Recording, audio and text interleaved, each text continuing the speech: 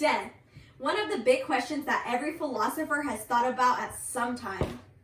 Many of them devoted their whole careers to find the truth. The question is, do we survive our funeral? I am Victoria Sharp, and this is a philosophical overview of man and the survival of death.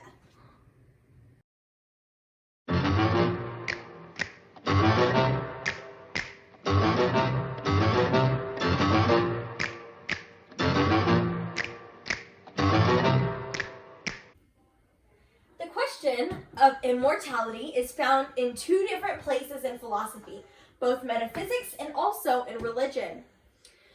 It is discussed in metaphysics because of its dealing with knowledge, questions, and about self and concepts. In religion, immortality is discussed by its close connection with the afterlife. But today we will mainly be talking about immortality with metaphysics. But first, let's talk about the arguments against immortality. Most opponents to immortality will make the claim that the argument for immortality are simply inadequate. Mortalists, as they could be called, say that their survival after death is not just simply an open question. There is, so they claim, an overwhelming argument to mortality, and this is where they will begin their first argument against immortality. The first argument against immortality is an empirical one. They will say that there is a universal fact that everyone will die. I will die and you will die. So certain is death, quote unquote, all men are mortal. This has become the staple of their simple logic, as it would be impossible for you to be informed that your dog has died, but yet survived surgery. Critiquing the argument. Looking into this argument, we actually do not find any flaws with the thinking or logic behind the reasoning. All immortalists know and believe that everyone on this earth will die and their bodies will perish. The distinction is that immortalists believe that their mind will continue after death. This argument that the mortality exists is not valid proof against immortality. The second argument against immortality is specifically from David Hume. He was an English philosopher, historian, economist, and essayist. His arguments against immortality is one that connects body and mind. In his treatise, as he explains, when two objects are so closely connected that some change in one brings a proportionate change in the other, we ought to conclude that when the change is so great in the former that is totally dissolved, there will be total dissolution of the latter. He brings this together to show that change in our bodies will produce equal changes in our minds. Small pains lead to minimal mental confusion, while great pain leads to total mental collapse. He says that the total dissolution of the body at death is accompanied by total dissolution by the mind. He makes this point by saying that if our earth was just a little closer to the sun, that we would burn up. So how could our minds survive such a radical change away from our bodies? So right now we're going to be critiquing Dave Hume's analogy. Hume gives us the analogy about the body and the soul, saying that they are connected proportionately. The problem is that the analogy assumes that the body and the soul have proportionate effects. This means that if something happened to the body, it would eventually affect the mind or the soul in the same exact way.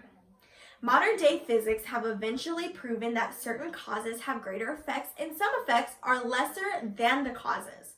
Many philosophers would disagree with the relationship that Hume has proposed.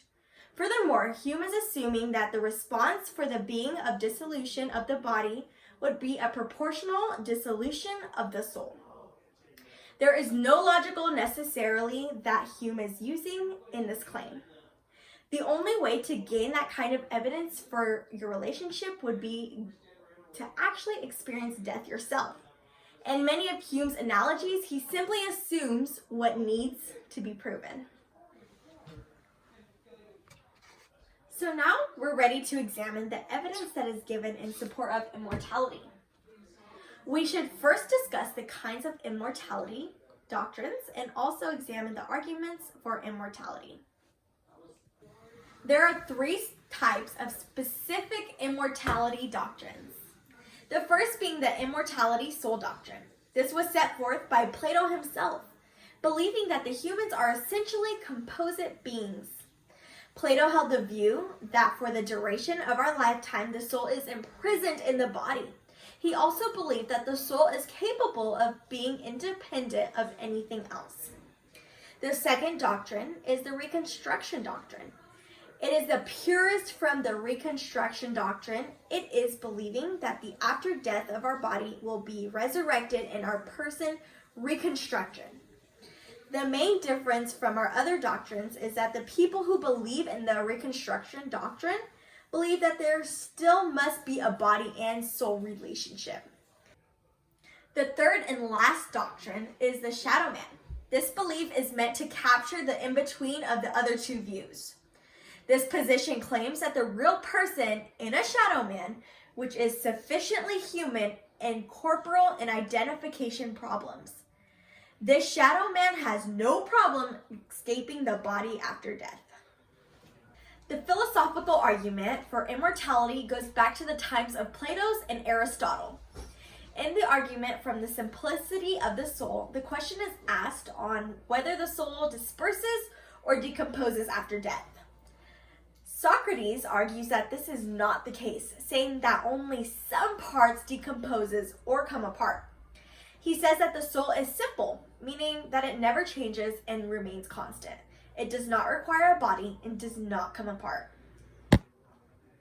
The next argument is for reminiscence. This argument is from Plato, who proposes two different forms of this argument, but it ends with the same results. In the first form, Plato begins by saying that we have some knowledgeable of prior truth which have been instilled in our souls. In the second form, Plato argues that we all possess certain ideas and concepts such as perfection. This concept cannot have been gotten from our present experience because we are simply not perfect. He concludes by saying that we must have been acquainted with these truths sometimes in our past. Prior to the embodiment of the soul, Christians reject this view because it entails pre-existence of our soul, something that has no support in Scripture and is contrary to the Christian doctrine on the soul. One of more modern criticisms of immortality by mortalists is the phrase surviving one's death. The reason behind the claim that we survive our death is made because of two things. First, there is a condition that is the ability to have experiences continuous before and after death. It is argued that if we survive our death, then we will lose our sense organs because the soul does not have a body. The second reason is that our language can be met with someone else's language and we can have an encounter and experience communication. Some defenders of immortality claim that the personal language post-mortem is incoherent and unintelligible because of its lack of body. One of more modern criticisms of immortality by mortalists is the phrase surviving one's death. The reason behind the claim that we survive our death is made because of two things. First, there is a condition that is the ability to have experiences continuous before and after death. It is argued that if we survive our death, then we will lose our sense organs because the soul does not have a body. The second reason is that our language can be met with someone else's language and we can have an encounter and experience communication. Some defenders of immortality claim that the personal language post-mortem is incoherent and unintelligible because of its lack of body.